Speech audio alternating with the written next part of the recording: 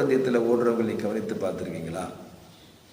ஒருவர் வேகமாய் எடுத்த உடனே வேகமாய் ஓடிக்கொண்டிருப்பார். அவர்தான் முதலாவது வருவார் என்று எதிர்பார்த்து கொண்டிருப்பார். எல்லாரும் ஆர்கோஷம் கையை தட்டி உற்சாகப்படுத்திக்கிட்டே இருப்பாங்க. இரண்டாவது ஒரு ஓடி வருவார். மூன்றாவது கடைசியில் ஒரு ஓடி வருவார். அவரை பார்த்து கூட்டத்தில் இருக்கிறவங்க பார்வையாளர் சொல்லுவாங்க, இவெல்லாம் எதுக்கு தான் இந்த ஓட்டர் பந்தயத்தை சேர்றானோ, வீட்டில் சும்மா இருக்க வேண்டியதானே, எந்த டைம் வேஸ்ட் பண்ணிட்டு இருக்குது, ஓடவும் முடியல என்று அவன் மேலே பார்வை வைக்க மாட்டாங்க.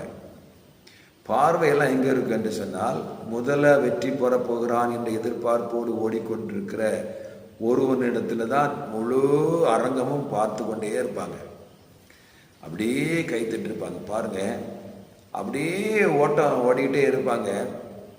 திடீர் என்று பாருங்க, அவனால் முதலாவது ஓடினவனால ஓட முடியாது, தளர்ந்துடுவான். ரெண்டாவது ஓடுறவனால ஓட முடியாது. கடைசியாக மெதுவாக தன் ஓட்டத்தை சரியாக நிதானித்து ஓடுனவன் வெற்றியை பெறுவான்.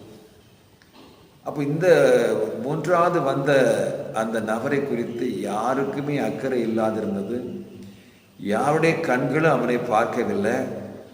பாருங்க, வெற்றி பெற்ற உடனே பெரிய கரகோஷம், உற்சாகம், சத்தம் எழும்பி அவனை எல்லாரும் பார்ப்பாங்க. இவனா சாதனையை படைத்தவன், இவனா சாதித்து விட்டான் என்று சொல்லி அரங்கத்தில் இருந்த எல்லாரும் பார்த்து சந்தோஷப்பட்டு மகிழ்ச்சியாக குதிப்பாங்க.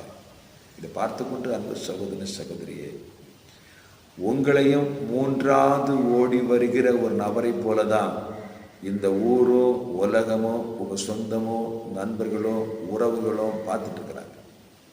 இவ்வளவுதான் இவனுக்கு, என் சம்பாத்தியம் இவ்வளவுதான், என் தகுதி இவ்வளவுதான், இவனால நம்மளை போல பெரிய சாதனையை படைக்க முடியாது, நம்மளை போல பெரிய ஒரு பங்களா வீடை கட்ட முடியாது, நம்மளை போல ஒரு கார் வாங்க முடியாது, நம்மளை போல ஒரு பைக் வாங்க முடியாது. இவனுக்கு சைக்கிள் தான். இதுதான் கடைசி வர சைக்கிளை ஓட்டிட்டு அப்படியே சோத்திரம் பண்ணிட்டு போய் சேர்ந்துருவான். இப்படி தான் பார்க்குறாங்க. அப்படி தானே பார்க்குறாங்க சிஸ்டர், அப்படி தானே பார்க்குறாங்க பிரதர். இன்னைக்கு அப்படி பார்க்கல.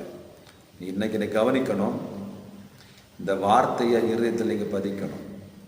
ஆண்டவர் சொல்லியிருக்கிறாரு, உனக்கு எட்டாத பெரிய காரியத்தை செய்வேன் என்று சொல்லி.